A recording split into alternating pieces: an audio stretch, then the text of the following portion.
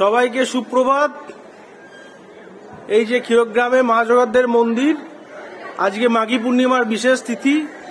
প্রতি বছরের ন্যায় এবারও মৎসবের আয়োজন করা হয়েছে। প্রায় 10-12 হাজার লোকের মৎসবের আয়োজন করা হয়েছে। সব ভক্তদের বলা হচ্ছে তারা আসুন এবং মায়ের প্রসাদ খান। এই যে রান্না হচ্ছে, এছাড়া আশেপাশে গ্রাম থেকে সব এসছে বাবার মাথায় জল ঢালে বলে খিদ্দিকি জল নিতে এসছে। এই হচ্ছে খিদ্দিকি।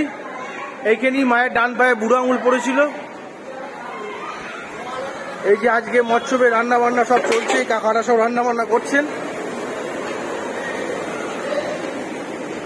খিচুড়ি ভোগ প্রায় তৈরি, শেষের দিকে একদম রান্না।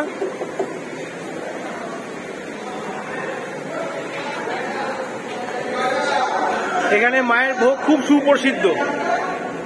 এই যে প্রায় রান্না বান্না সব কমপ্লিট হয়ে গেছে। পায়েস ভোগ, তরকারি, খিচুড়ি সব তৈরি। সবাই আসুন, মোটামুটি 12টা থেকে প্রসাদ খাওয়ানো শুরু হবে।